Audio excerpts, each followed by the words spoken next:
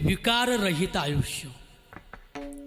काम, क्रोध, लोभ, मद, मत्सर, दंभ, अहंकार याच्या पलीकडे असलेलं पवित्र जीवन समाजाची सेवा करू शकतं. म्हणून शाहू, छत्रपती फुले, आंबेडकर, सावित्रीबाई फुले, अहिल्याबाई, मोठ्याने बोला, अहिल्याबाई होळकर आणि मासाहेब जिजाऊ महाराणी, आशी जिजाऊ किती गुण गाऊ आणि महाराष्ट्राची राणी.